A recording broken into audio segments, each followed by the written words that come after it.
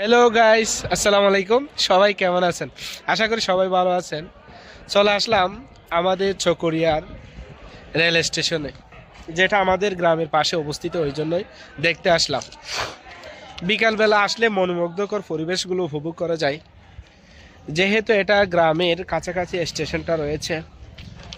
ওই পাশে অনেকগুলো ধান ক্ষেত এবং ঘরবাড়ি রয়েছে, আর এই পাশে অনেক ক্ষেত রয়েছে, যেখানে আলু ক্ষেত, মরিচ, বেগুন, টমেটো চাষ হয়। যেখানে দেখেন, দেখাচ্ছি চকরিয়ার রেল স্টেশনটা ঘুরে।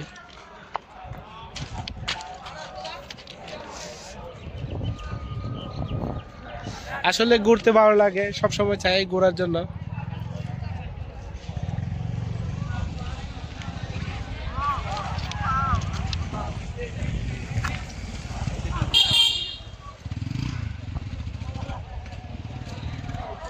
এই তো পিছনে যেটা হচ্ছে চকরিয়া রেল স্টেশন।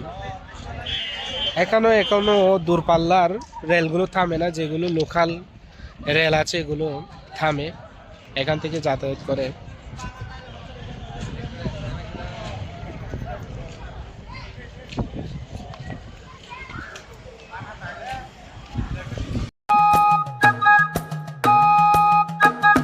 ট্রেন যায় ঝিক ঝিক ঝিক ঝিক ঝিক ঝিক ঝিক ট্রেন যায় ঝিক ঝিক ঝিক ঝিক ঝিক ঝিক ঝিক যায় ট্রেন ঝিক ঝিক ঝিক থেমে যায় স্টেশনে তড়ি ঘড়ি নামে লোক ব্যাগ নিয়ে সেই ক্ষণে ট্রেন যায় ঝিক ঝিক ঝিক ঝিক ঝিক ঝিক ঝিক ট্রেন যায় ঝিক ঝিক ঝিক ঝিক ঝিক ঝিক ঝিক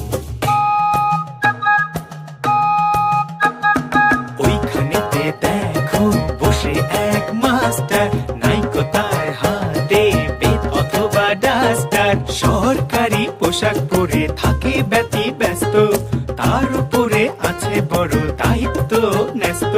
স্টেশনের মাস্টার তিনি, সকলেই তাকে চিনি। চলাচলে নির্দেশ দেন আসনে বসে যিনি।